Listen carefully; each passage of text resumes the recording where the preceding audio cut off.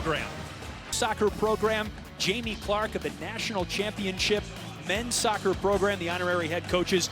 Honorary captains as well, Denzel Boston and Jonah Coleman, two of the Huskies who heard their names called in the NFL draft. 2 of 7, incredible draft class for Jedd Fisch. Again, just more proof about the way that he is building this program. CJ Wallace with the kickoff. The gold team won the toss and will receive. A windy evening here at Husky Stadium. That one virtually through the back of the end zone. I'm excited to see, how they, obviously Jedd Fisch is the commissioner of this draft, right? If you're thinking back there about your fantasy drafts, but he basically just, kind of sat in his office by himself and placed all these guys on these teams. So kind of curious to see what kind of battles we see develop. Elijah Brown will quarterback the first series of the Washington Spring Game. Considered the leader in the clubhouse to be the backup to Damon Williams Jr. this season. Damon Williams wearing purple tonight, or black, I guess, a no-contact jersey, but he's playing for the purple team, and we expect to see him for a quarter tonight. Here's the sophomore Stanford transfer, Elijah Brown, under center. Quade Carr with the carry, and the running back position, one thing that's wide open about the offense. Yeah, and Quade Carr's really kind of been RB1 throughout the spring as we get a flag on our first play here. But I think he's taken advantage of a real opportunity with arguably the top 3 backs on this roster out for most of spring. The 2 transfers, Jaden Lamar and Trey Cooley, and then Jordan Washington with the unfortunate injury a couple weeks ago. Legal hands to the face penalty, Brett. Okay, let's see if we can take a look at, oh yeah. That happened right there as Trez Davis was in there trying to block. Was that Rylan Dillard-Allen? Yes. Yeah, RDA got a little too much edge on that first play. Now he's a dude that brings the juice to this defense, no question. Just gotta contain that just a little bit here early on. It's a glorified scrimmage, but guys are amped. They'll be tracking that, no question though. I mean, that's the kind of stuff that costs you some serious yardage. Brown on the rollout. Pass is caught by Justice Williams for a gain of a little over a yard. Justice, one of only 3 receivers that you'll see tonight with actual production from a year ago. Just had a handful of catches. Again, a youthful group trying to replace the likes of Denzel Boston. Desmond Roebuck, the true sophomore, at 42 catches last year as a freshman. Got some great experience there. 7 touchdowns. They'll be counting on him in a big role, along with some real competition for some of those other spots. Williams figures to be a wide receiver 3 candidate this season, as Brown's next pass is hauled in by returning tight end Decker DeGraff, going into his junior season. Boy, they relied on Decker DeGraff in a big way a year ago. 688 snaps, almost always on the field as part of these 11 personnel formations that you see so often here, which include 3 receivers, a running back, and a tight end. And I actually spent some time with Decker this summer. He was catching balls for Fernando Mendoza as Fernando was training down in Southern California for the draft. Fernando, the Heisman Trophy winner, actually just went through his first practice as a Raider at rookie minicamp. Decker's from San Dimas, California. Here's some razzle-dazzle. That's Des Roebuck, the wide receiver who was going to chuck it long and then tucked and ran. He lost about a yard from the original line of scrimmage. All right, let's get a look at this first little piece of trickery. Jedd Fisch is always in his bag, although he's not calling the plays here today. And that was a smart move by Desmond Roebuck. Again, just the discretion to take that down and not risk a turnover. Devin Hyde, sophomore edge rusher, brought him down. And it's a 4th down here. The offense stays on the field. Here's Roebuck, over 500 receiving yards and 7 touchdowns last season. Over the middle, that pass is incomplete. 16 on 16. Williams, the intended target, and Ramon Adams Jr. in pass coverage. Yeah, boy, there was not a lot available right there for Elijah Brown. That was a really nice defensive stand there for the purple team getting after it. Not a lot of places for Elijah Brown to go, and Adams Jr. with the breakup there. By all accounts, Adams Jr.'s had a big spring. Figures to factor into the nickel cornerback position battle this season. Rashawn Clark is the penciled-in starter, but he's out with an injury. Yeah, and that was one of the position groups, obviously, with Clark out, that Jed Fish had singled out as the kind of battles he's been watching throughout camp, along with receiver and edge rusher among those as well. Running back, of course, as we mentioned just a minute ago. All right, here he is, Damon Williams Jr., rising star in the Big Ten. His first snap of the spring game is blown dead. A procedural penalty. Yep, just a little too amped up here. That's a full start on Team Purple. Williams quarterbacking the purple team. Again, we expect to see him for the first quarter tonight, and he's actually going to become a play caller in the second quarter, we understand.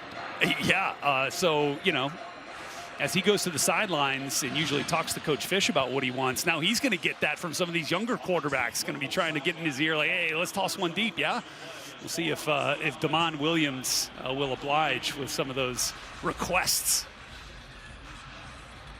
Jake Flores is the center.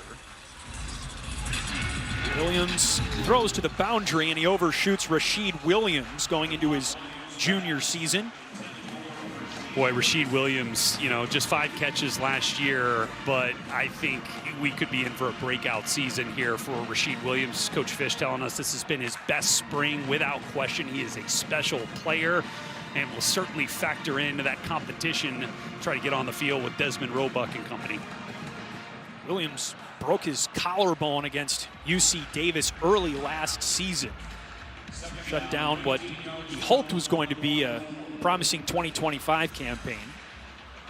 Second and long. Williams, a dart. That was intercepted. It was tipped and picked off by Dylan Robinson. Dylan Robinson with a diving grab for the turnover. So these defenses have made a couple of big plays here early on. Let's take another look at this pass over the middle here, a little behind and off target as Williams was looking for Rashid Williams, but just a little behind him. The tips and overthrows, we got to get those, and the defense did here. Oh, you heard it? Tips and overthrows, that's it. I thought it was just It is a familiar refrain throughout every college football sideline. Well, it's a program that has a great recent track record of turning out professional defensive backs, and the coaching staff thinks Dylan Robinson is a future first-round pick. That pass is dropped for the gold team into the flat for Desmond Roebuck, and kind of like what we saw for much of the spring practices, the defense looked strong early. Well, look, and that is generally the case here. There is, you know, a lot to be said for an aggressive mentality that defenses can rely on, more so than the precision of an offensive scheme to get things done. So you do see that often, but by the end of the spring here, you hope to see a little bit more cohesion and efficiency from an offense. Quade Carr in at tailback. He's got the carry, stays between the tackles and is wrestled down. Good gain on second down there. Donovan Robinson Jr. with the tackle. Yeah, and again, Carr, I think, was just such a great opportunity to, kind of plant his flag in that competition for carries as we get back into fall camp here in a couple of months. See if he can continue to take advantage of that. Has had some impressive moments throughout the spring, and it's kind of led that competition with Lamar and Cooley and Washington out. Here's a blitz. Brown hangs in there looking for DeGraff. It's incomplete. Coverage by Rylan Dillard Allen, the guy they call Batman. RDA is a stud, and he's really kind of coming into his own. I think that's what Ryan Walters was really saying when he was talking about RDA to us, just that he's really kind of being himself. He's naturally a leader. He plays with the edge, blessed with speed and acceleration. Biggest thing was he put on some muscle mass to really kind of compete now going into his sophomore year. I think you can kind of see that even from up here. He's not the only guy in this program that popped up. Jeez. I mean, they've gained over 600 pounds of muscle, according to strength and conditioning coach Tyler Owens. Also lost 400 pounds of fat. That is a big-time body composition change for this team. A muffed punt return. Luke Dunn with the punt, and it held up there a long while for Mason James, who was unable to come up with it. And then it was recovered. We got a score here. That's Dylan Robinson. By Dylan Robinson, so a defensive touchdown opens the scoring in the Washington Spring Game. I guess that's kind of fitting based off what we've seen from these defenses early on. They've been the ones making all the plays, and this was a tough one here. The wind, it is windy out here, and you got to think that that played into the equation for Mason James, who was unable to corral that. And then nice work, obviously, by Dylan Robinson, kind of letting that ball get into the end zone before he recovered it. Here's the point after try for Tyler Robles. Special teams units underwent quite a bit of change for Washington this season. Robles splits the uprights. 7-0 lead for gold over purple. Let's head down to Cam Irwin, who's standing by with head coach Jed Fish. Thanks, Chris. Coach, first and foremost, this offseason, what was the primary mission for this to be a success? Oh, and stay healthy and just get better every single day and then come together as a team. Really just spend everything we can in terms of team building, team bonding. A couple freshmen, true freshmen out there rolling with the ones. What does a successful day look like for those guys? Yeah, well, today there are no ones and twos. It's just a split team. So we just split the team completely in half.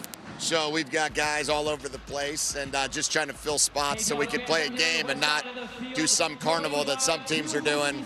So we'll just continue to do this and we'll see what it looks like. All right, well, what about relinquishing play calling duties? How are you feeling today? I know you're replacing yourself by committee. Who do you think is going to have the best play calls today? Yeah, it's fun, you know, no stress today. Keeping an eye on Coach Del Rio. Last time he called plays with the Paris Musketeers. And Coach Cummings, this is his fourth, maybe sixth play calling experience. He's done one of the teams every year that we've been together. Awesome. Well, good luck on the rest of the day and get back those boys. All right, Chris. Thanks, Cam. Thanks, Coach. We appreciate it. Let's take a look at the Fish file.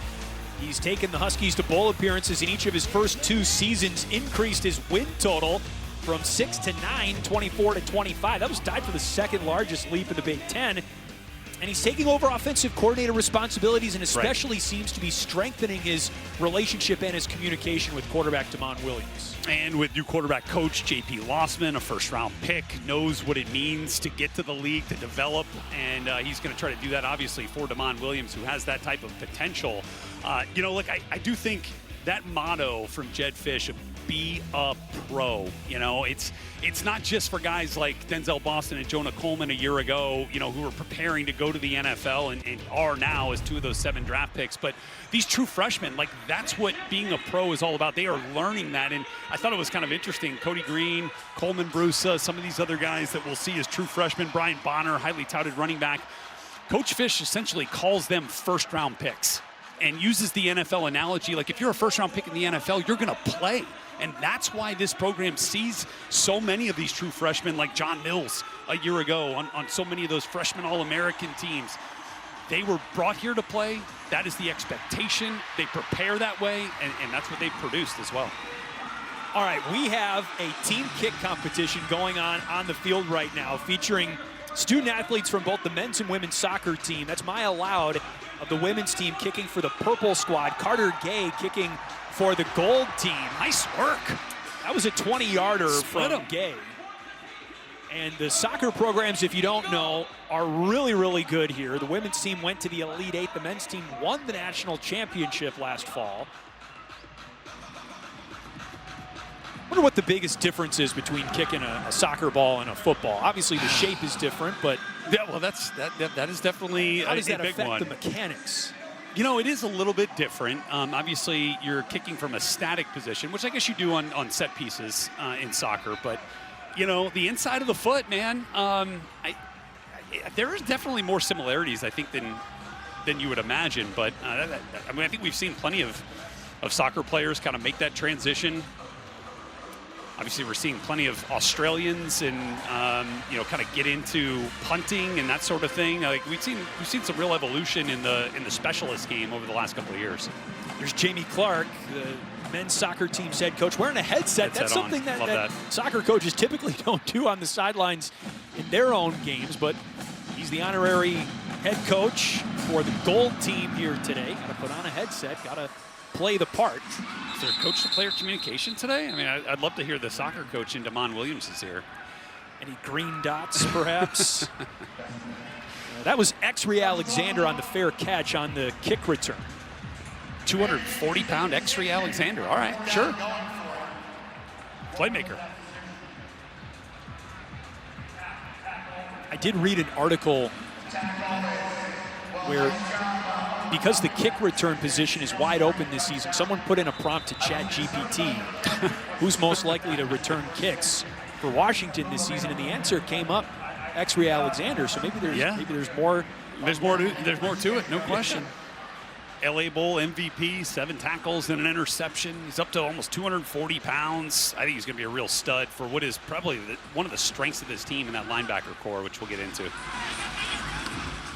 On the ground, this is Riken Moon, the son of NFL Hall of Famer Warren Moon, and that's a good carry, finished off by Jacob Manu at the end of that first down run. Love the legacies, boy, Warren Moon. What a stud. Absolute rifle on that right arm.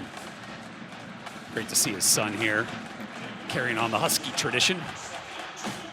Riken went to Bellevue High School on 2nd and short. Incomplete, looking for Mason James. Well, really good protection is kind of what I've seen here so far, especially on the purple team in front of Damon Williams. He's just been a little bit off target here. And, you know, if you go back to last year as a full-time starter, he was deadly accurate from the line of scrimmage to 10 yards downfield. That's where the majority, completed almost 80% of his passes in that area of the field, just could not connect there. Led comeback wins against Rutgers and Maryland through 4 touchdowns, ran for another in a huge win against Illinois. Carry on 3rd down and short, and the first down sign given. That was Riken Moon on the carry. Here's your point about the completion percentage for Damon Williams. Boy, Will Rogers, in that first year with Jed Fish, really did a nice job early in the year, and then Damon Williams took over. And then last year, he completed nearly 70% of his passes. I think I'd really like to see that accuracy more consistently pushing the ball down the field going into this year. We'll see how that develops here throughout spring and then once we get into fall. Into the flat, pass is caught by Mason James. True freshman from the heart of Sooner country, Norman, Oklahoma. He's had some high-level catches in spring practice. Yeah, no question. Another guy that the coaching staff has singled out to us. Jed Fish says he's going to have a great career, big role in the game here. Dez has kind of taken him as his understudy, kind of right under his wing, Desmond Roebuck. But boy, a better block from Jordan Clay at the point of attack, and that one might have gone for some distance. Ooh, another one. Just off target here, Chris. Looking for Jordan Clay that time. 3rd down. And again, this area of the field, and even when his feet are on the move, this is generally an area where Damon Williams has been really good. Again, just a little bit off target here to get things going. And, part of this is, again, you're splitting these teams up, right? And so he's throwing to some guys that, maybe not traditionally, or maybe not traditionally, but maybe not that have been, within the 1s and 2 groups that he's been working with over the course of spring. So getting that chemistry together is part of this as well.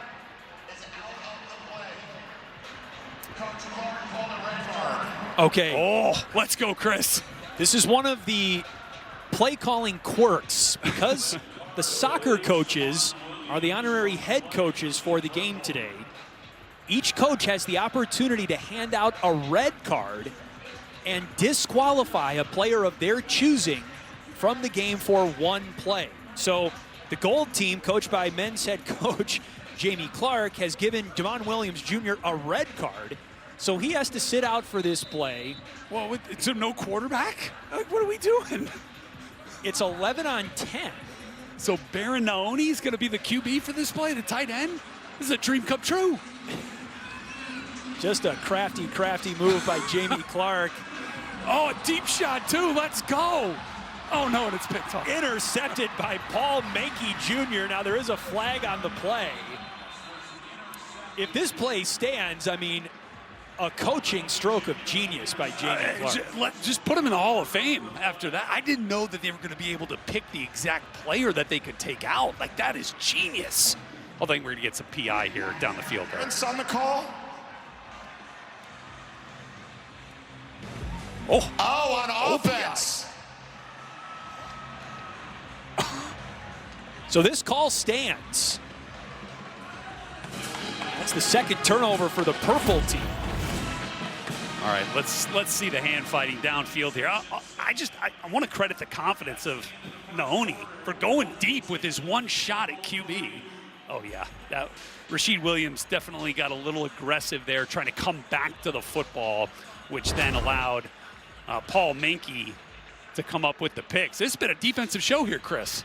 It sure has, with some field goals tacked on by student athletes from the soccer program as well. 1 quarter in the books of the Washington Spring Game.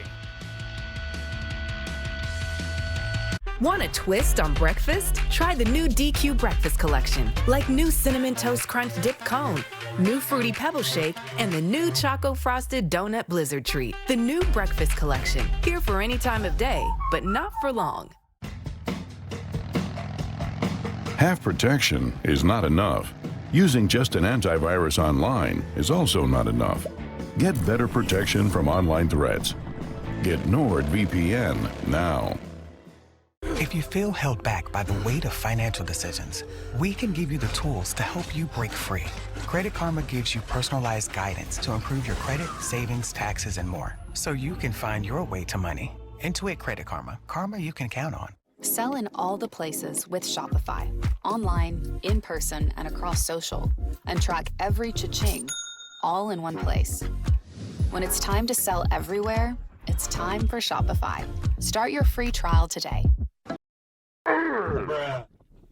How are you tracking this? Rocket Money. Look, it shows you everything you're paying for in one place. No way. And then you can cancel that Spotify subscription right in the app, and they'll even try to get you a refund. That's what I like to hear. Johns Hopkins. He scores! Battles Penn State. Oh my goodness! The 2026 Big Ten Men's Lacrosse Tournament Championship. Saturday at noon Eastern, 9 a.m. Pacific on the Big Ten Network.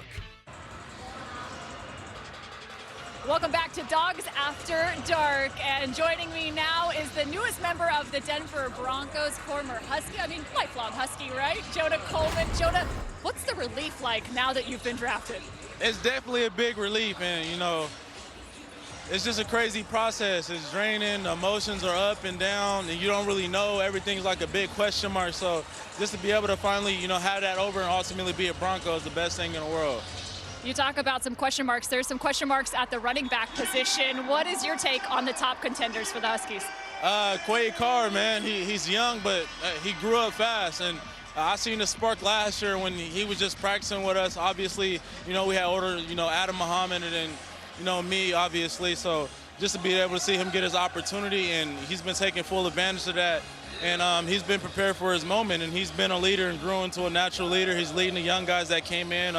Onto, and then you got Jaden Lamar coming in. So just being able to have a couple guys that got a little bit of experience and ultimately what it's about. So I'm excited to see them guys go this year. Well, it's great to have you back here, and it's time to take over Denver. Chris?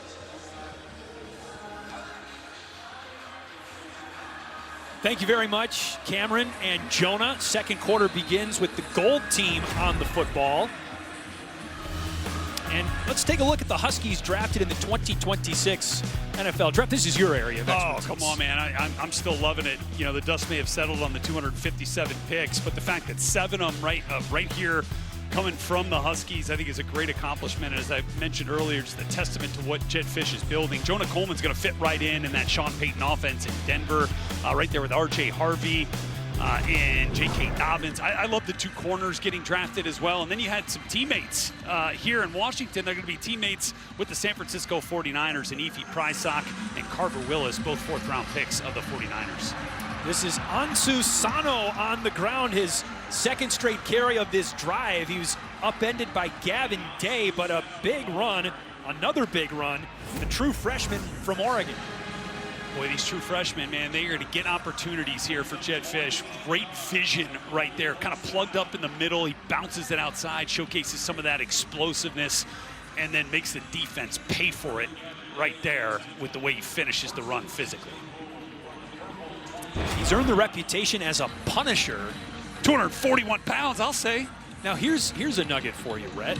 All of the bulking up that Washington did. Here's Roebuck on the jet sweep, and a great tackle made right at the line of scrimmage by Gavin Day again. Another true freshman. Gavin Day was a heat-seeking missile from his spot there as a safety. I mean, watching Roebuck on the end around, and look at the speed, the closing ability right there from Gavin Day. Get excited. That is an electric play. Might have lost a half yard on the play. Day had an interception at the scrimmage last weekend. This one more official, of course, being the ultimate spring game at the end of the practice season. Comes into the program with some credentials, a 4-star recruit. You mentioned it, out of Las Vegas. One of a bunch of top 300 players that Jed Fish and his staff have recruited here for this year. And so many of those guys are going to get opportunities for this team. That's a great note about the program. If you're a freshman, you come to Washington, you're going to get a shot to play right away. Brown, the quarterback. That's Carr out of the backfield. So Elijah Brown, I think is an interesting conversation here. You mentioned leader in the clubhouse for QB2. I would certainly agree with that based off what Jed Fish has told us. And I think the biggest thing here is the experience. He started college football games for Stanford. He's won college football games as a starter. And I think that's something that you want, in terms of trust, in terms of confidence in your QB2, if you got to go out there and win a game. Talking about Dash Byerly, Keeney McMillan, and Derek Zammit as the other 3 quarterbacks who I think are going to be live in this game, by the way, which will be fun to see. I think maybe not the talent overall of those other 3 younger players, but that experience, I think, plays a big role here. 3rd and long, and it's DeGraff who hauls in the pass at the 25-yard line, but still 7 yards short of a first down. Decker DeGraff with 32 catches a year ago. Chris, I think he could be in line to see 50 plus this year. He's that kind of talent, the way he works at it. And again, still just a junior, going into his junior year, you'll see a big jump. Tight ends, a prominent aspect of the Jed Fish offense. This might be the time you might want to kick. Okay, we had Tyler Robles on the field for a kick, a field goal, I should say, and it appears the purple team and head coach Nicole Van Dyke have given Robles a red card, so he's out. We've got problems here because we got a short, look at the short side on the right side. We tried to sneak a tight end on to help even it up, but you can't. It's 10 on 11. I think we could see a field goal block here. The punter, Luke Dunn, will try it. All right, he's typically the holder. Oh, no rush. Okay. Didn't need one. Yeah. Coach Van Dyke. And again, worth noting that it was a great move by head coach Nicole Van Dyke because Robles couldn't kick and then Dunn couldn't hold, so everything was out of whack. Well, the snap wasn't great either, so we had a whole lot of moving parts right there. But I tell you what, these 2 soccer coaches right now have had some excellent strategy. So everybody having a good sense of humor about this. And again, here is what is at your disposal as honorary head coach in the Washington Spring Game. We haven't gotten to this yet. First bullet point, a lineman has the opportunity to fair catch a punt. You have to be 280 pounds or more. It's a fair catch. You can't return the punt, but if you catch it, you win 10 automatic yards for your team. If you drop it, then your team loses 10 yards. So we've seen the red card. We haven't seen either coach tap themselves in to kick a point after attempt, but we'll see. This is Damon Williams still in the game here in the second quarter. Mason James gets run out of bounds. That's what you expect to see from Damon Williams, is that explosiveness as he scoots out of the pocket and then connects on the money with Mason James, talented freshman receiver from Oklahoma, who is in line to compete for one of those top 3 wide receiver spots here. But that's what you come to expect from Damon Williams. Again, running clock, and there is a timeout under 6 minutes in each quarter. We'll keep it here. Only one touchdown in the game so far. It's been a defensive touchdown. Just like Coach Fish drew it up, I'm sure. But look, I think, because of some of the back and forth and some of the defensive plays that were made in the first quarter, you're seeing Damon Williams out here in the second quarter, still out for the purple team, which we kind of expected him to already be with a headset on calling plays here. I wonder if that happens after halftime. But I think it's a smart move to kind of get, especially after some of those incompletions early on for Damon Williams, try to get some rhythm and finish this spring on a high note for your unquestioned starter. This is a tight-knit team, and even though wide receiver Denzel Boston is no longer with the program, his former teammates showed out for his draft night. There he is, already rocking a Cleveland Browns hat, 39th pick in the draft. Had to wait until day 2, but his former teammates, many of them on the offensive line, interestingly enough, made sure that they were there for him on both nights of his draft experience. Head coach Jed Fish was there as well. And for a little more on that, let's go to Cam. Yeah, Chris, you mentioned it. Just the importance of this team coming and supporting Denzel Boston. They actually immediately, following night number 1, went to their head coach and said, Coach, we need to move our next workout, which was actually planned for the afternoon on day 2. But they said, we need to move it up to 6 a.m. So that's exactly what they did. But there was one condition that Fish gave them. Nobody's late and nobody misses, or else the workout gets pushed back to the afternoon. And get this, guys, not a single guy was a second late. It truly speaks to what Denzel Boston has meant to this team and the kind of locker room that is now here. Everybody showing up for him on night 2. That's a great report, Cameron. Thank you. So there's Denzel and Jonah Coleman, who Cameron talked to a short while ago, with the Hatchet brothers, Garen and Landon, who both will have prominent roles on the offensive line this season, but just out with injuries. They'll be back fully healthy in time for camp in August, but it's a tight-knit group, as I said at the start. No question. John Mills, the big left guard, in there, lining up next to Cody Green, the true freshman left tackle. They expect big things from him. Drew As a Party was part of that group that lobbied to move the workout that Cam was just talking about. There's a great story. Love that Cam was able to tell that for us. And As a Party is a guy who I think next year at this time we're going to be talking about as a potential first or second round pick. On the ground, this is Julian McMahon, another big body in the running back room, 234 pounds, out of San Ramon, California. That's a big-time penetration in there on the inside. Coleman Brusa, number 5, the true freshman, at 290 pounds. I mean, this is a guy who played mostly edge rusher in high school and has bulked up in the short time that he's been here. By the way, he's still got 3 events on his high school calendar: baccalaureate mass, prom, and graduation. And he's out here playing with the ones at a Big Ten football team. What a spring for him, wrapping up his high school academic career at Kennedy Catholic. Older brother Lowen is a year ahead of him and is an offensive lineman on the football team. This is McMahon again, and he gets wrestled down by Deshaun Watts. And it's 4th down. All right, again, this white defensive front. See Coleman. Look at the knockback from Coleman Brusa, number 5 in white, center of your screen. I feel like the purple team was lucky that play was going off to the perimeter. Still, though, short of the line to gain. It looks like we've got a go-for-it situation here. Who gets to make this call? Soccer coach is still making this call? That's a great question. On the go, I mean, we're at our own 33 here. I'm going to guess Damon Williams made this call. That's a fair point. He hands it off to McMahon. McMahon was wrapped up by Isaiah Tokyo, another freshman, number 40, but it appears he had enough to move the sticks.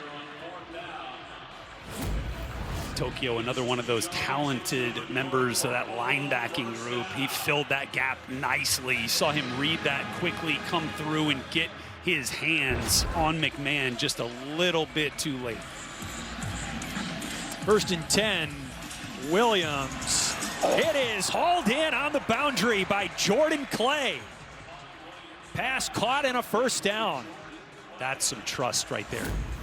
No separation, but that was one of those back shoulder plays that obviously Fernando Mendoza and Elijah Surratt made very popular on their national title run there. And that was executed to perfection with a one-handed grab with the use of the helmet. Then we bring it in with two. Jordan Clay, another true freshman wideout, making a big play. He's from San Antonio, so that's the longest pass of the day for the Washington offense, either purple or gold.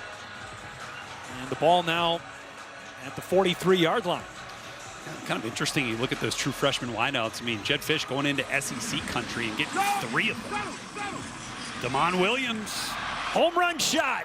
Rasheed Williams. Touchdown. Washington. The purple team.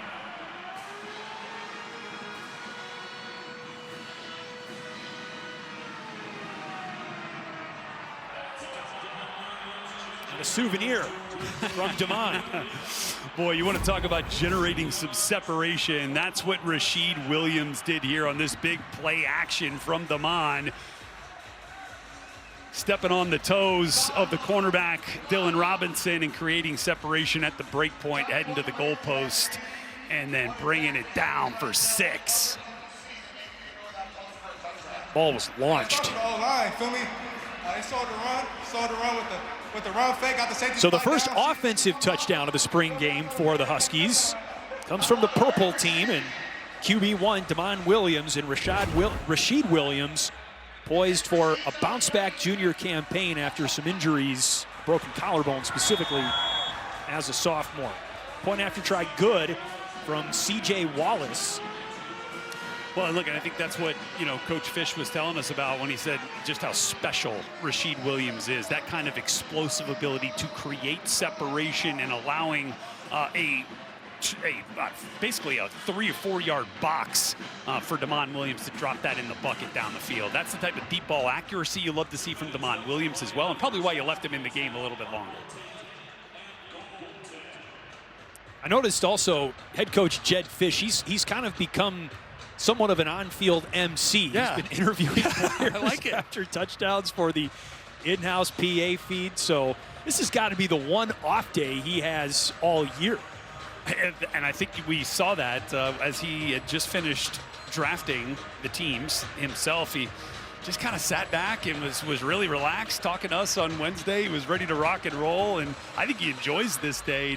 Obviously you want to see the culmination of this thing for your players who have put so much work into it over the last month or so. But then, to sit back and kind of take it all in without having to worry about what the next play is going to be, it's got to be a pretty good feeling.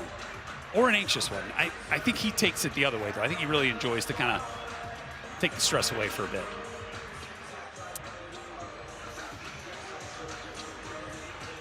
Two minutes to go until halftime. Right now, you can lock in the entire 2026-27 season of Big Ten Plus for just $20.27. This is an absolute steal. Promo code is SAVE27. That's 80% off. Scan the QR code on the screen or go to big10plus.com. Make sure to enter SAVE27 when selecting an annual pass at checkout to take advantage of this offer. There is so much fabulous content on Big Ten Plus. That is an awesome deal. This is an awesome deal here for the fans getting autographs from Washington players. That's awesome, man. You love the interactive experience. You love that Washington is bringing almost the entirety of the athletic department together for this signature event, right? I think it just speaks to the cohesion that they've got here under athletic director Pat Shon. It's just there's a lot to love about what this program is building and this athletic department in general. How many people can say they took a selfie with the head coach in game? We've seen other programs try and do their unique twist on this as well with in-game activations, just making it a more transparent experience for the fans, getting other facets of the athletic department involved. It is a fun time of year within a college football program and across a college campus. No question. Little sailgate. We've got some boats on the water too, by the way. I mean, not quite a true sailgating atmosphere, but scenery's excellent. Hunter Green, who's a punter, had the kickoff there. And he kicked it into the end zone. There's the view from the stadium. Sailgating really is a thing. I mean, truly a stone's throw away from Husky Stadium. Interstate to and from downtown Seattle. Elijah Brown going to get some more reps here running this 2-minute drill. And again, I think in a setting like this, some of the situations can be really valuable, especially for a player, you know, like Elijah Brown, you know, who may not get many of these opportunities once we get into the season. Ansu Sano is the tailback. Brown gets it out of there, and the pass is hauled in by Trez Davis. Well, I know like everybody's a freshman. Yeah, I mean, that's basically what the trend has been here early on. But I think, you know, you're going to watch here. This ball took a little bit to get out of the hands of Elijah Brown. Didn't quite see it maybe as fast as he would have liked. But, boy, you saw the arm talent. He's able to wing it right there to Trez Davis. Kind of does the same thing there to Sano, the running back out of the backfield, who picks up 5 on first down. Taking another look at the Trez Davis catch. Again, kind of, you know, holstered that thing for a second, but then, boy, you saw that. He's got a live arm now to be able to get it out to Davis. Trying to show off his live legs as well, but it's Exree Alexander who whistles that play down. Boy, Exree Alexander, I'm telling you right now, is going to be a name to know this fall. It was awesome to see him grow kind of in this system a little bit last year. He got some more opportunities, and his linebackers coach, Brian Odom, said he's one of the few people he's been around that's never complained about playing time, just worked, got better. It was Buda Alukta's injury that kind of allowed him some additional playing time. He's 240 pounds now, playing fast. He sees it the right way. He's learned the scheme. He's learned the game. And keep track of this here. This is what Coach Odom said. He's a good tackler. He's got versatility. He's a good job in coverage, good job in pass rush, good job in the run game.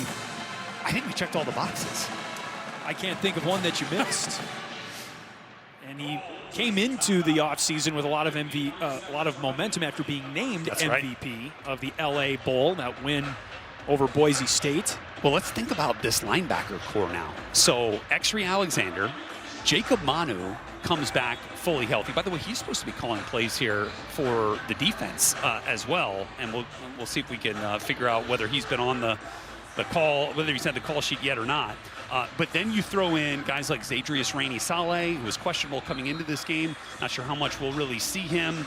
Like, they've got some real, and then when Buda Alukta comes back, I mean, it's a great problem to have, but you've got 4 Big Ten starting caliber linebackers, and this is a defense that generally plays 2, although I think you could see Ryan Walters kind of create some opportunities to get those guys on the field.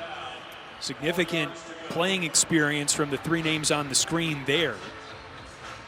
Manu, remember, was first team all Pac-12 at Arizona in 2023, led the conference in tackles that year.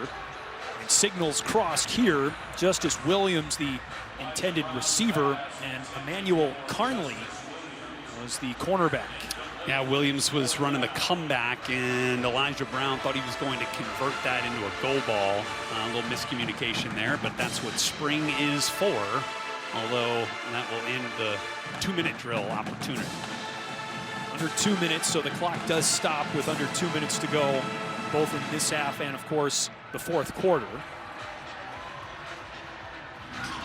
Here's Dunn in his usual role. Hunter, this is a booming, spiraling kick that goes 7 yards into the end zone. No question he's got the leg. Try to get that one inside the 5 next time. Consistency, one thing Dunn will try and improve upon in his junior season.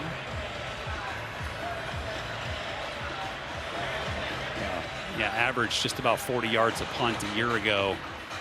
Love to see that number come up, as well as the punts downed inside the 20, when you can really then kind of let Ryan Walters kind of pin the ears back of some of those talented edge rushers and linebackers to wreak some havoc on an opposing offense, kind of backed up in their own end.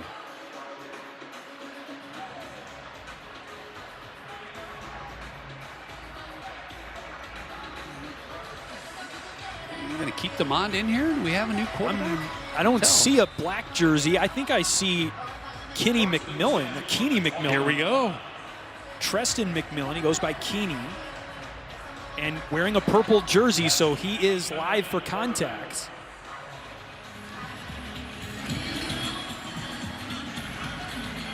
On a rollout, and that pass is caught right on the sideline by Rashid Williams, who's having a great opening half.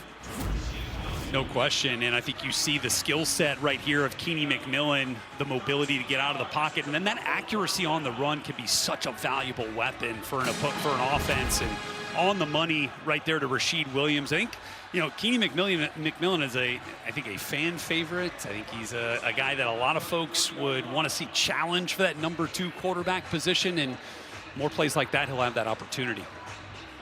He's already earned a reputation for swagger.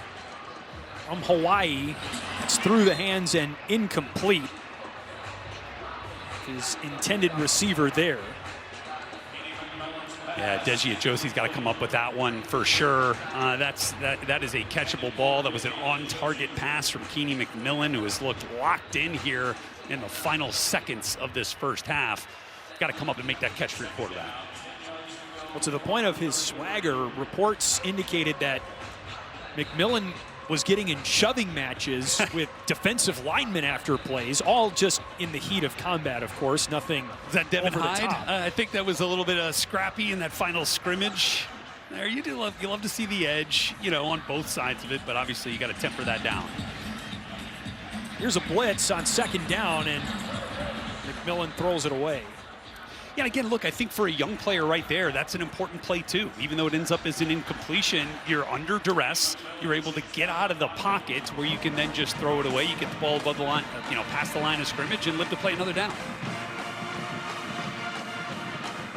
Some of that discretion, you know, that takes some time to develop if you're a younger quarterback. And Keeney McMillan's now had, you know, over a year in this system as a redshirt freshman, so kind of understands, you know, what Jed Fish is asking of him. And I think plays like that are, you know, just as important to evaluate as the ones where he makes, you know, a completion like on that first throw he had. Looking for Williams, it's incomplete. That'll bring up fourth down. Well, again, heavy pressure right there from the white team defense, and that's a scenario where you want to see the processing ability of a player like Keeney McMillan, and I think he had the right idea. Get the ball out of his hands quickly. He knew where he wanted to go. You'll see the pressure come. Number 9, Jacob Manu, coming in there, almost like a double A-gap blitz, and, you know, McMillan is able to stand in, get the ball out quick. He was just a little bit off target with it. Kind of rushing, you know, maybe some of the mechanics there that forced an errant throw. Desmond Roebuck back deep to receive this punt. Hunter Crane with the boot.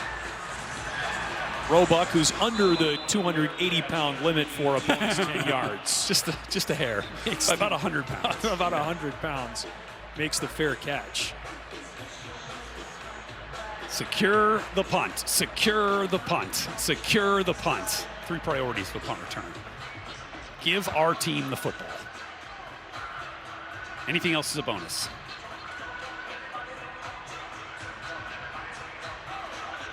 Roebuck stepping into the wide receiver 1 role vacated by Denzel Boston.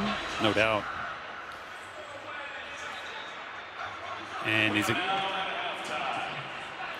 No, as a guy, as we're going to hit the halftime here? Yeah, we sure did. Yeah, but Roebuck's a guy that, you know, Coach Fish mentioned studies at an elite level, takes care of his body, and be curious to see what that first play call is. Hunter McKee with the kickoff, sophomore from Spokane. Alexander with the catch in the end zone, no return. Purple football to start the third quarter. All right, let's see if we start this second half a little bit faster on the offensive side of the ball than we did to open the game. Some turnover on down, turnovers period for both teams. I liked what I saw from Keeney McMillan in limited action in the first half. To see if he can continue to build on it here. He is the starting quarterback to begin the third quarter for the purple team. Dash Byerly also on the purple roster. We expect to see him at some point tonight as well. McMillan under center here, and Ryken Moon is the running back. Moon with the carry. puts his head right into Tokyo and finally gets pushed back after a 9-yard gain.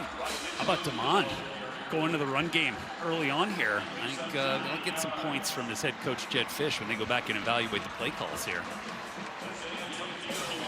The coaching staff has been so impressed with how he's embraced the leadership portion of what it means to be a starting quarterback. He's become really vocal this season, and this is a fun exercise in that. Bobbled snap, and Moon gets shut down at the line of scrimmage. Did you guys catch that, by the way? You saw that Rasheed Williams was coming up to try to advocate right next to Damon Williams before he called that last play, and so much so he had to move away. That's a veteran move by the play caller, Damon Williams. Get yourself some space, get out of the noise, call your play. J.P. Lossman peeking in there with the play sheet. And you got to tune out the noise, whether you're on the field or calling plays. All right, let's see what he's got here in this short yardage situation here, Chris. We're going under center.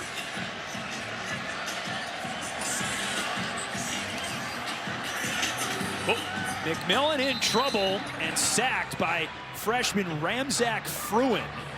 Another guy from Hawaii, coincidentally, and a guy that the coaching staff really, really likes. And another one of those true freshmen that have had some big-time opportunities early on here in spring. Ramzak Fruin in the mix to be one of those edge rushers. Let's see the discipline here, right, to not get caught off guard with. Look at that change of direction right there from Ramzak Fruin, number 11 in white. You see the athleticism right there, and as he continues to add some weight and some strength to his frame, he's going to be a force to be reckoned with off the edge. 2-point stance here. We'll see what Damon Williams Jr. calls up off the play sheet on 4th down from the 31.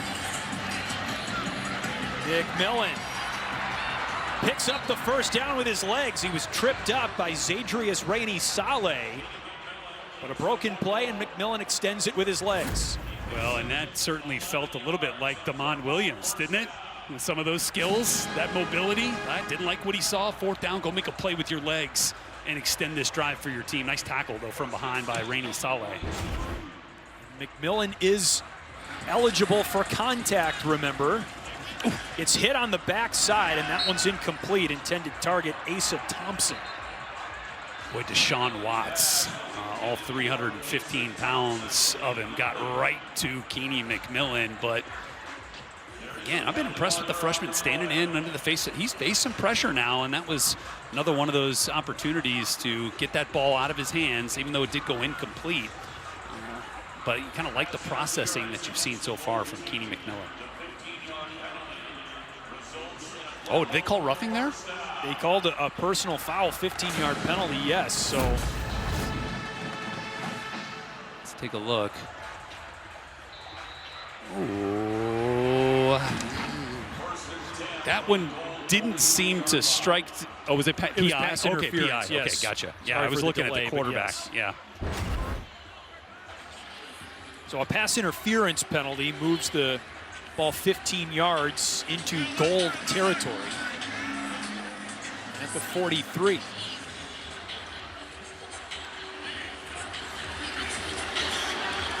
Moon up the box, gets hit hard, but Menke was the first guy to bring him down. Giles finished him off. Nice run. They're moving fast, but again, you could see the displacement along the line of scrimmage by the interior of the purple team offensive line. They were moving bodies. McMillan slides just around the 25-yard line. They'll mark him down at the 26. Heads up play by McMillan right there. Again, you do have to kind of train your mind. You haven't been hit all spring. And also for the defense, you've been laying off the quarterback all spring. And in this situation, with some of these quarterbacks, Keeney obviously, included in there, they're live. And that was, I think, smart by him to get down and slide, pick up some yards, and move forward. We're showing you Damon Williams Jr. on the left side of your screen because he's calling the plays for the purple offense on this drive. Keeney McMillan is the quarterback. That pass is caught by Rasheed Williams, who's had a big evening no matter who's been at the controls. I'm telling you right now, Chris, the arm talent of Keeney McMillan is easy to see. There is some easy gas out of that right arm right now. Let's watch this. Good fundamentals, good strong base that he throws from. Nice tight spiral, really good strong hands there from Rashid Williams there with some tight coverage. But boy, I really like what I've seen from the redshirt freshman quarterback here. So Williams trying to manufacture a touchdown drive in a different setting as a play caller. Julian McMahon gets tackled by Isaiah Tokyo and brings up 3rd down. Well, these Husky pups, man, they are growing up in a hurry, and Tokyo has now made a couple of big plays. That was one right there to bring up a 3rd and short opportunity, but he's had a nose for the football for sure. Such a crowded linebacker room, as we mentioned. That might be Washington's deepest position on either side of the football. Feels like it. 3rd and short. McMillan the quarterback, McMahon the tailback. And that pass is broken up. Almost an interception opportunity for Jaron Jones, one of the, are you calling him Husky Pups? Husky Pups. I mean, sure, let's go with it. And he is another one that's been singled out. Major praise from both defensive coordinator Ryan Walters and head coach Jed Fish. Boy, did he have a nose for the football right there. I mean, knew exactly where that play was going, where that throw was going. Essentially beat the receiver to the football. Jaron Jones is a name to know here. I think he's going to be in the mix to maybe be that 3rd outside corner. But more plays like that, he's really going to challenge for some playing time. From Mission Viejo, California. Great read and react.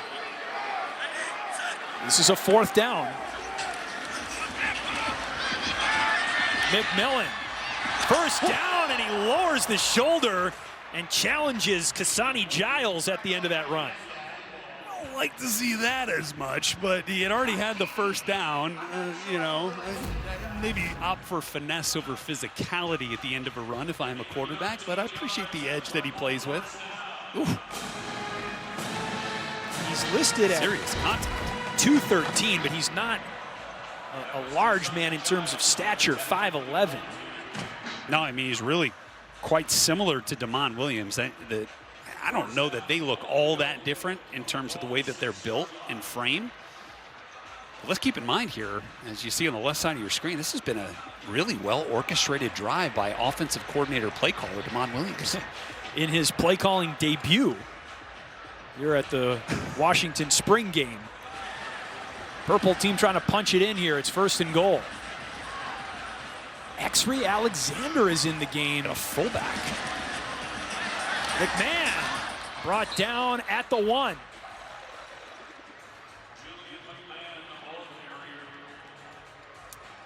Well, that was an interesting twist, seeing Exree Alexander in kind of a fullback, H-back type of role there. Wonder who made that call. Well, it might have been something that was pitched to Damon Williams. I mean, you probably had a better shot with your teammate, allowing you an opportunity to exercise your skill set, should we say? Someone's advocating for Alexander, who's done a little bit of everything. He's caught kicks, of course played linebacker, and now there are 2 10s on the field. That would get a penalty if this was a real game, for sure. McMillan lobs it out of bounds. He was looking for Alexander in the end zone. Just throwing that one away, I think. Live to play another day. And I think that might end the run of Exree Alexander's offensive experiment. Although, look, you know, might give you something to think about down the road. Didn't look out of place. That's right. There's Azzopardi, 74. He's a guy to watch for sure. Out at right tackle, guy with some serious NFL potential. 30 career starts over his college career. Yeah, began at San Diego State. McMillan's going to keep this himself. And Giles was the first to arrive on the scene, and he finishes the tackle. Boy, again, great recognition from the white team, or excuse me, from the gold team defense. Kasani Giles has been making some plays. Look at Damon. He's like, touchdown, right? No, I'm with him, though. Kind of, that's design QB run all the way. So I think this call here on 4th and goal from the 1 will be really interesting to see if he puts the ball back in Keeney's hands to run it. Or whether they, maybe take a shot up there at the top with Rasheed Williams, maybe go up and get it. Back shoulder or fade situation. No. The road grader, Julian McMahon. It's a touchdown for the purple team. And Damon Williams Jr., the play caller for that drive, out onto the field to celebrate.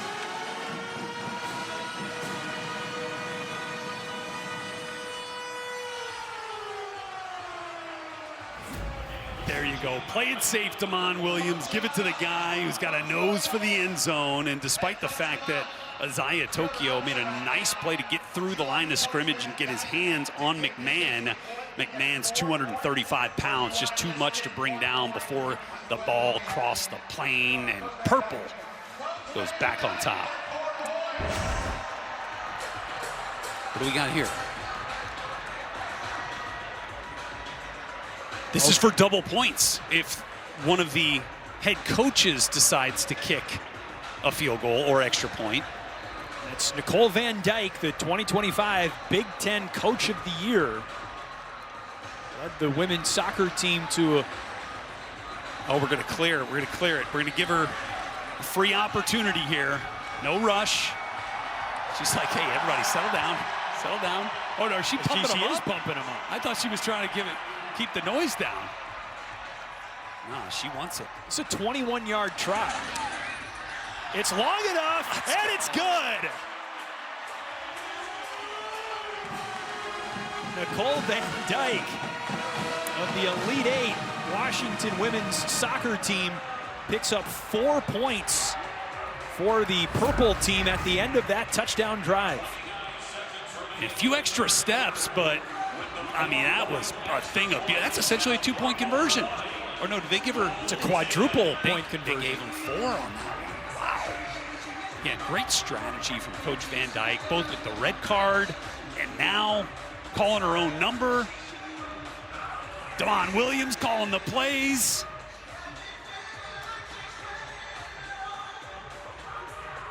And a great reaction off the sideline for Coach Van Dyke. I love it. They got some juice over there. And a really fun wrinkle to the spring game here in Seattle. Do kids want to grow tall to reach the pros or to reach a Reese's?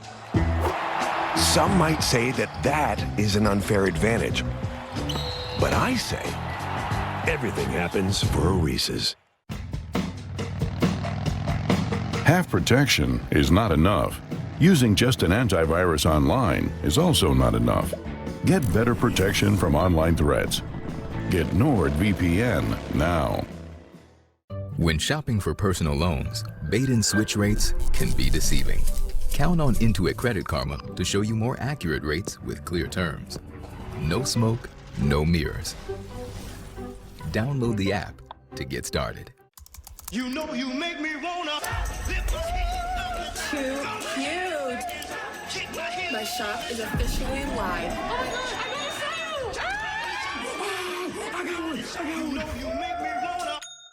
I just wasted an hour learning how to use this finance app. Why don't you just get Rocket Money? What's that? It's an app that tracks all your spending. It looked at all my reoccurring charges and found where I was getting double charged. So did you cancel them? Yep, right in the app. What's it called again? Rocket Money.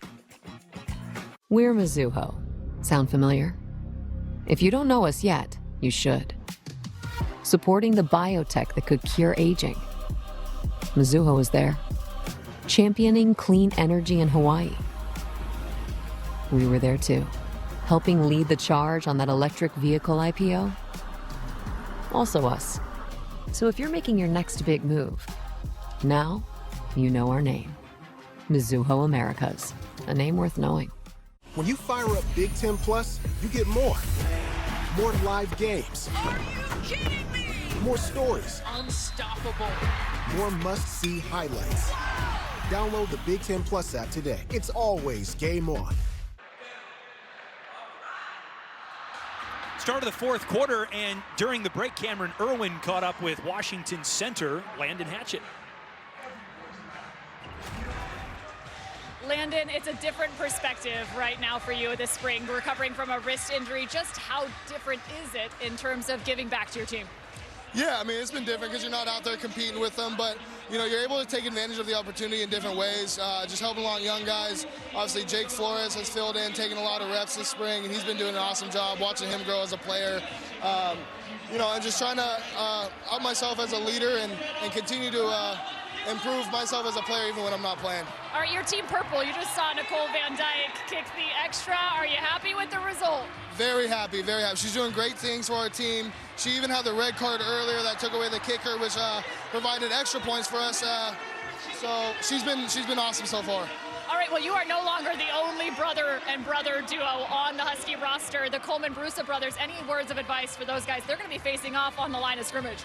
Yeah, enjoy it. Try not to hate each other too much when you're going against each other. But it truly is a blessing. I've loved playing with my brother. It's one of the greatest opportunities I've ever had. And, you know, I know they already love it. So just keep enjoying the time. Awesome. Thanks, Landon. Thank you. Chris? All right, great stuff. Cameron Irwin with Landon Hatchett. And giving flowers to women's soccer head coach Nicole Van Dyke, who's the honorary head coach of the purple team tonight. Did you see they were looking at the replay of it on the iPad? I mean, that's using technology for good right there, folks. It was worthy of a second look. She's screenshotting it now. That's awesome. Look at this. That's great right there. It's like, I'm going to remember this thing forever. Way to work, Coach. Way to work. By the way, way to work. Let's give some flowers to Jake Flores, too. You mentioned Landon Hatchett, center. Jake Flores has been taking every rep with the ones at center, number 78, and he didn't play center at all in high school, so kind of creating depth this spring. Oh, big run here on first down. Derek Zammit in at quarterback, and Beck Walker, the junior who redshirted last year, out of the gates in a big way in the fourth. You want to talk about contact balance? Let's watch Beck Walker just absolutely bounce off the attempted tackle that allowed him to get about another 20 yards. Bang! I mean, he absolutely sent Donovan Robinson flying and got himself an extra 20 into purple team territory. That's a way to introduce yourself to the Husky faithful. He's a Seattle area guy. Started at Golden West Junior College for 2 seasons, and then, as we mentioned, redshirted last year. Second down coming up here. As we mentioned, Derek Zammit in at quarterback, the true freshman from Lincoln Park, New Jersey. All right, so get an opportunity here for Zammit, another one of these talented true freshmen that have been given the opportunity to make an impression on this staff throughout the spring, and Zammit certainly got the skill set. Curious to see how he handles this opportunity. First real shot here in Husky Stadium in front of the fans. He's a big guy. Pushed out of bounds by Caden Green. Brings up third down. Yeah, what really like the footwork that you saw from Zammit there, and in kind of an impromptu situation. Tried to kind of reset his feet once he had scrambled outside of the pocket. Nothing there, then just take it down, get whatever yards you can. Take a look at it here. He gets flushed out of the pocket. Again, he gets an A-gap blitzer. It's picked up nicely, actually. Probably could have stood in the pocket a bit longer, got a little bit uncomfortable, but then showed that he can do something with it once he gets out of the pocket. Coaching staff has commented on his arm strength through spring practice. Good zip on his ball. Third down here, and he looks to throw. Again, pretty good protection. Oh, it's intercepted by Donovan Robinson Jr. A pick six for the Purple Squad.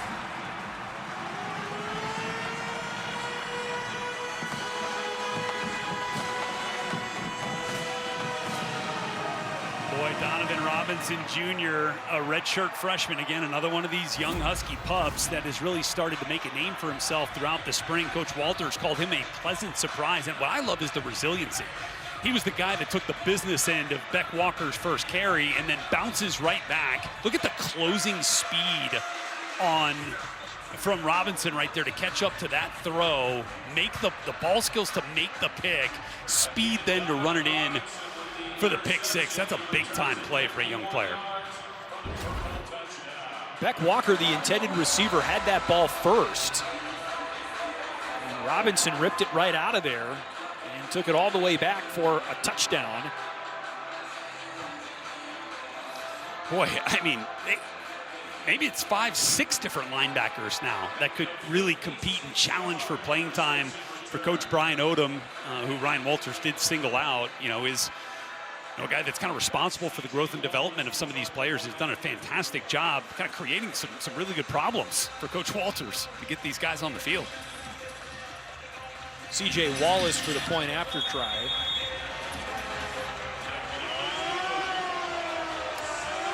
Kind of talked to Ryan Walters about that this week. Such a deep position. How are you going to get all these guys out on the field? And he likes having the versatility to work with. He's a creative enough guy. I think he'll be able to figure it out. Yeah, and look, I think they're further ahead this year than where you might normally be going into year two in a scheme, just because of some of the injuries and personnel issues they had late in the season last year. I kind of thought they were going to play one way, and then because of the personnel that they had to kind of shuffle in and out to make it work, they were they were kind of creating game plans really week to week, so they were putting more on the guys in year one than they probably thought they were going to do early in the season. But now it's created such a better baseline for where they were to start this spring. It's allowed some of these younger players, to really kind of see the breadth and depth of what Coach Walters can put out there on the play sheet, get ready for it, and then go out there and execute it. And I think the linebacking core and these young players like Jaron Jones and Donovan Robinson and Kasani Giles and Isaiah Tokyo are great representatives of kind of grasping the mental aspect of this thing. And then once you do that, allowing your immense physical talents to go out there and put it to good use.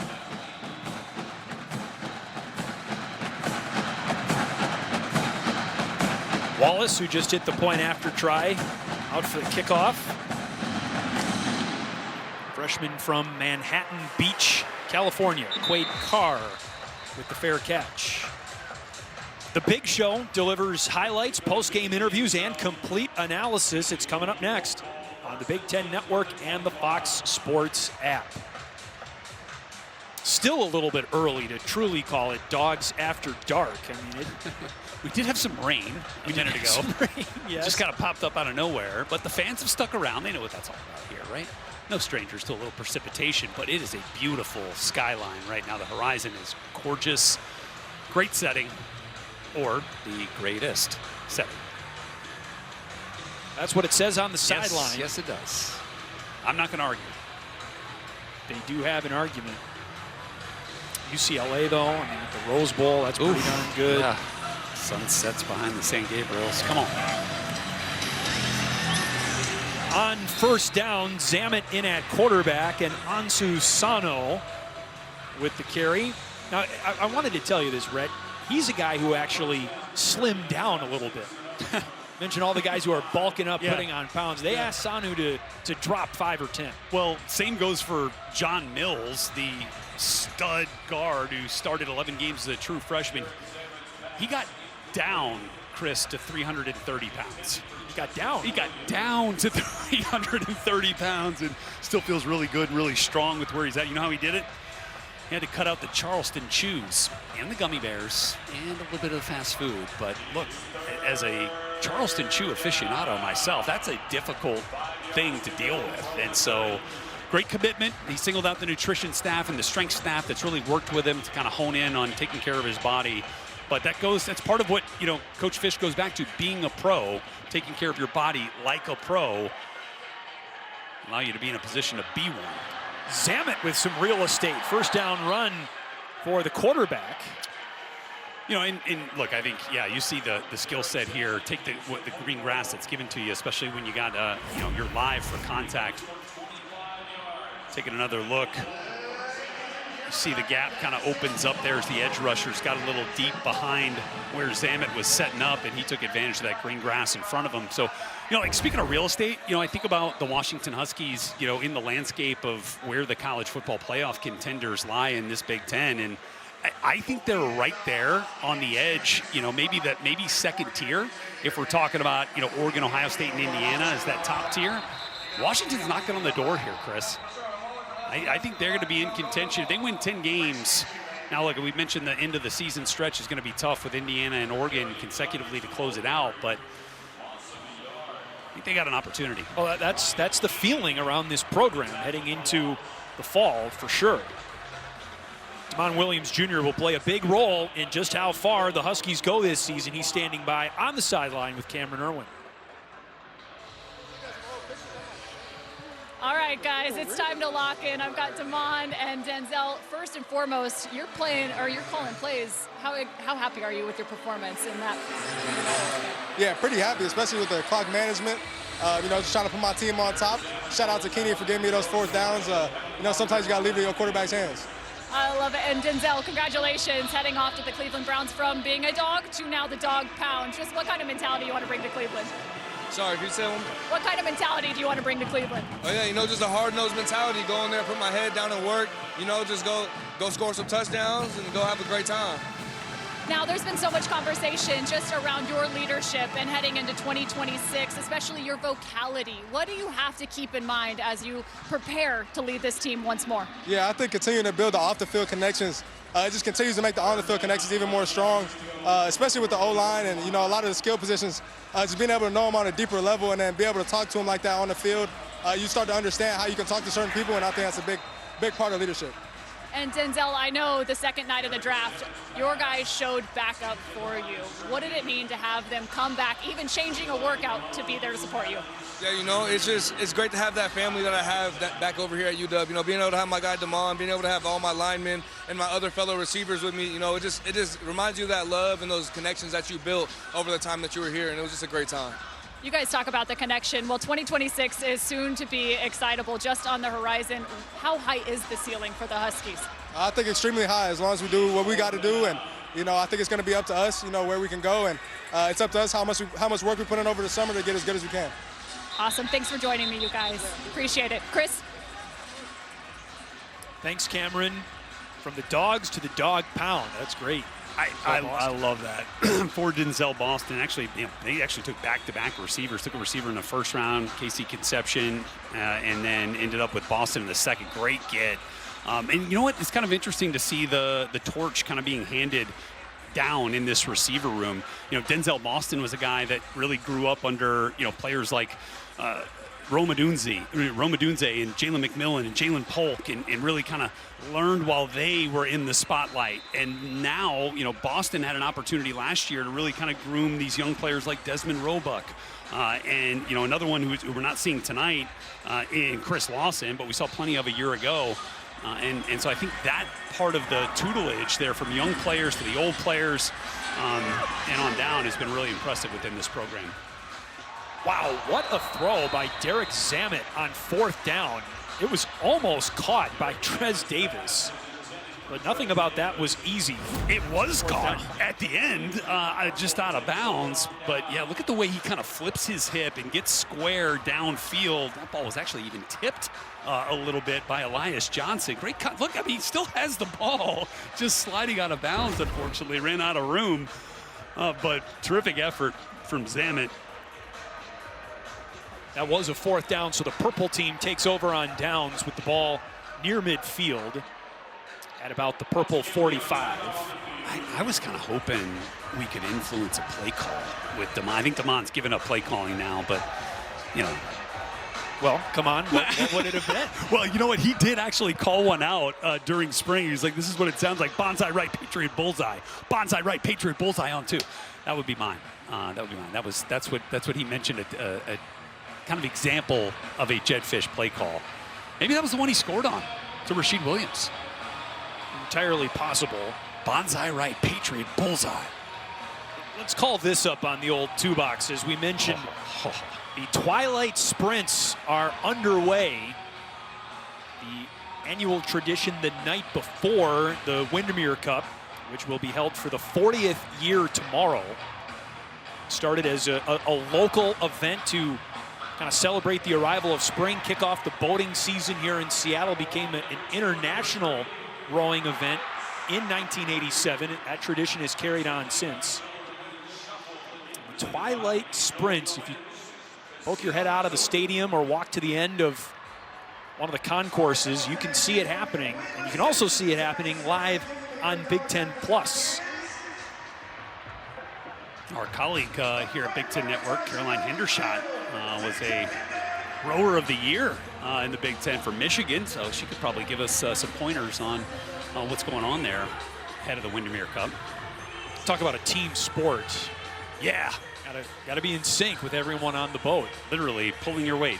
I mean, PJ Fleck of Minnesota, row the boat. Row the boat, baby. Lots of parallels. Keep that oar in the water. Garen Hatchett wearing that brace on his right arm. Pretty significant piece of machinery on that right elbow there. And we got vibing. Paul Mankey's just vibing out here. Natasha Bedingfield. Just like you would expect. Yes. I mean, we're getting to Dogs After Dark. It's the spring football game. Everything is on the table. Rhett told me he's a Charleston Chews aficionado. Come on, man. Is that chocolate and marshmallow? Or something like that. Yeah, it's good, whatever it is. Another new QB. And it's Dash Byerly, whose first pass is incomplete. Just on the carpet to Jordan Clay. Comes from another high school powerhouse in Southern California in Mater Dei. Not the only Mater Dei quarterback on the Washington roster. Elijah Brown also went to Mater Dei. Indeed. We're heading off to Stanford, and again, that experience a big part of why he's kind of penciled in, necessarily written in stone as the QB2, but Byerly, McMillan, and Zamet certainly vying for that opportunity. Oh, man. Jet sweep to Mason James, and that play gets strung out for a loss on the play. Ramzak Fruin, Isaiah Tokyo, the future of the Washington defense. I mean, I'm telling you, Chris, if we went back per capita, watch Fruin off the edge here. He knows exactly what's coming. I mean, just great read and react and awareness there for a young player. The percentage of big plays that have been made in this game by freshmen, I mean, it's got to be like 75%. I mean, outside of Damon Williams to Rashid Williams for the touchdown, these guys are all over the field tonight, both on the offensive and defensive side of the ball. I haven't really mentioned the fact that Cody Green, big five-star left tackle, has been taking every single rep with the ones. He's a teenager. I think in some cases you might look at all these freshmen, playing incredible class, and you might think, oh, this is a rebuilding program, but it's not.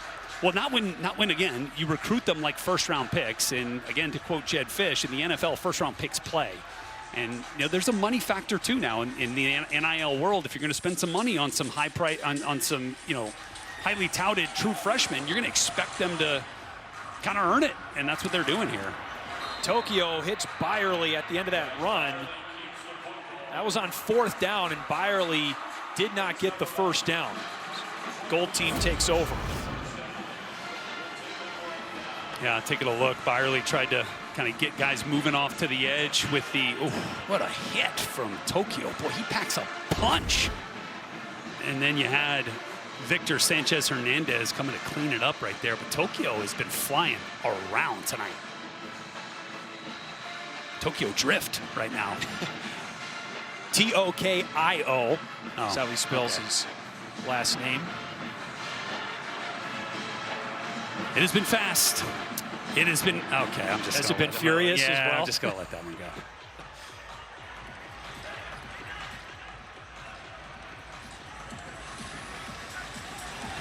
Here's a 1st and 10 for Derek Zamet. Hauled in by Williams. He took a shot at the end of the play by Ramons Adams Jr., but holds on for the first down. That's a big-time throw right there. I think you saw a little bit of the RPMs You get a look at what he's seeing. Kind of thought he was going to go off to the right side of the field. Fits that in between two Husky defenders. You had Ramon Adams Jr. kind of closing there, and he's able to get that in just in time. Terrific catch as well by Justice Williams. They're batted down at the line of scrimmage. Might have been big Darren Conley who got his hands on that one. Yeah, kind of working through a new group up there up front, you know, for this Husky defense. Conley will be involved, but Derek Coleman-Brusa, the true freshman, has been working right next to Elenius Davis, who we haven't seen a ton of here. I haven't really called his name much, but boy, have they been calling it to us when we're talking about him. Has had, you know, one of the best springs of anybody on defense. Coach Walters called him the smartest interior defensive lineman he's ever been around. Oh, and he almost had a thick six, Darren Conley, that is. Might have taken his eyes off the ball towards the end zone a little too soon. All right, now this play, again, you had some serious pressure coming right up the middle from X-Ray Alexander. Shows you how quick he can get to the quarterback. And Zamet did well just to kind of get that thing out, but what he didn't see was Conley had an eye on that screen pass that they were trying to set up there. Again, great awareness from Conley. Nearly took that thing the distance. What do you make of this, how the Washington defense really settled in under defensive coordinator Ryan Walters, who was in his first season? Well, look, I think down here is something really to kind of notice. One of 7 FBS teams to not allow 30-plus points in a game. That is a huge, you know, kind of feather in the cap with some of the high-powered offenses that we see here in the Big Ten. And I think it speaks, 1, to scheme, 2, to the way that they can coach the scheme here. Because, like, you can have the greatest X's and O's in the world, but if the players can't understand it and put it to use and execute it out on the field, it does nobody any good. And so the fact that over the last, you know, 5 games of the season, including the bowl game, you started to see them kind of take hold a little bit. And remember, they had so many moving pieces, right, with injuries and different personnel groupings, and they were game planning week to week. Felt like they really settled in there late. And I think that's what's allowed them to have such a strong start to this spring season. And we saw it certainly in this game on both sides of the ball. I mean, on both sides of the field. Ryan Walters told us this week that even though he's not calling any plays, not wearing a headset, he'll still find something to complain about. But looks like he's having an enjoyable moment on the sideline now with 2 minutes to go. They will stop the clock according to normal college football rules the rest of the way here. Yeah, again, another great opportunity here. Situational football for a young player in Derek Zamet, the true freshman. You know, fans in the stands here inside Husky Stadium. You're live for contact. You've got an opportunity here with your team trailing. Try to make up some ground in a 2-minute situation. Again, taking a look at the Husky schedule here. Well, I mean, you can't come out of the gates any better. With an Apple Cup rivalry for the first time to open the season. You told me that October 3rd date against USC. I mean, look, these are the 2 most productive returning quarterbacks in the Big Ten Conference. Jaden Mayava at the very top in terms of really more what he does in the throw game. And then Damon Williams, number 2 last year, averaged over 282 yards a game. But somewhat, you know, a good portion of that also was the fact that he led all Big Ten quarterbacks in rushing with 611 rushing yards. So it's going to be an absolute showdown there. Gary Patterson into USC to run that defense for Lincoln Riley. I'll take it over for blanking.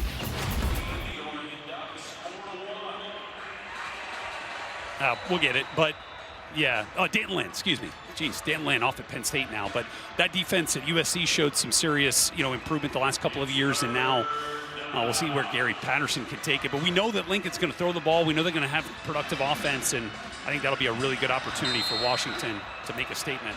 There's a quarterback sack. Hayden Moore, a senior who began his college career at Michigan, with the sack of Derek Zamet. Boy, another edge rusher to throw into the mix. Look at that blitz. He kind of comes on the stunt, right? Loops around and gets the opening right there in the middle of the offensive line. Gets to Zamet, brings him down. Again, taking advantage of the full contact here with Zamet. That was a big-time play. So you throw out, the edge rushers that are going to be competing here. Moore certainly one of them. Devin Hyde is one of them. Logan George, who we're not seeing tonight, will be in that mix as well. Isaiah Ward.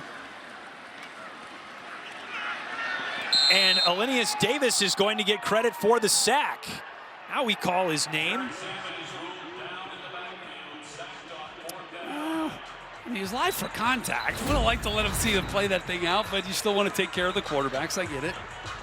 Look at Linus was bouncing around like a pinball in there, and then eventually got to Zamet just enough to influence the whistle from the referee. But yeah, going back to what Coach Walters said about him, he talks like an inside linebacker, setting things up. He's, pre-snap diagnosis, plays with great pad level. He's been dominant this spring, and he's been a real mentor to Derek Coleman-Brusa. Part of the reason why, a guy that's kind of gotten better over the course of the spring, playing with those ones, and real bright spot for this Husky defense there in the interior of the D-line. Former Spud at Moorhead High School. There you go. In Minnesota. Okay. Spuds. They are going to replay either that down or just it is fourth down. Quick whistle, so let's just see what we got here. 4th and 20. Not an ideal down and distance, but let's see what Zamet has. Nearly intercepted by Donovan Robinson Jr., who already has a pick 6 tonight. Almost had another one.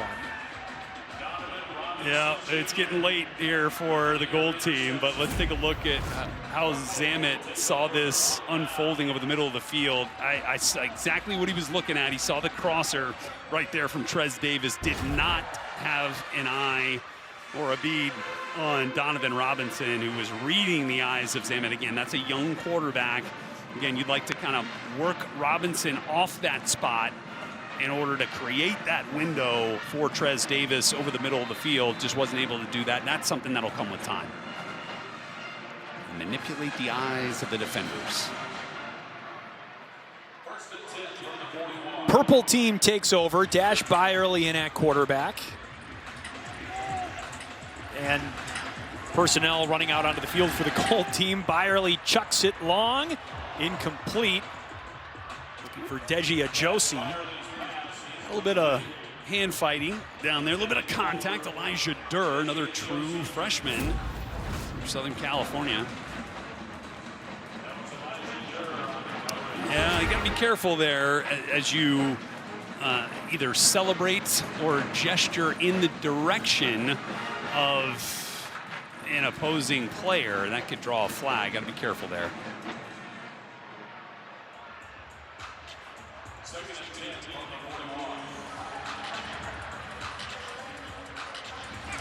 Five-man rush. Final seconds. What do we got? Byerly ultimately tripped up by Jaron Jones. Come on, timeout. Let's get one more. Let's get one play to finish. I think your wish will not be granted. Oh, no, they're going to roll it. I thought they stopped it for a second. All right. I did too. Shoot. Final score, the purple team led by Damon Williams Jr. defeats the gold team 27-10, and now everybody goes back to being Huskies. Man, what a night. We had some fantastic plays in this game, and some great individual performances. I think the depth of this team at certain positions showed up in a big way. Certainly the youth showed up in a big way. Boy, those Husky pups, man, they are growing up fast, and they are going to be a big-time part of the winning equation for this Washington team as they get started in the fall. Jed Fish told us that he thinks they have the personnel to be B1G big this season, not just in size, but also in terms of where and how Washington stacks up with the heavyweights in the conference. This is a Washington team thinks it can challenge the teams at the top. Look, be a pro is not just a phrase. It is a credo that has come to life here in Seattle. And it's in everything they do, as Coach Fish mentioned to us. No academic issues, prehab, not just rehab, right? We're doing preventative measures, taking care of our body.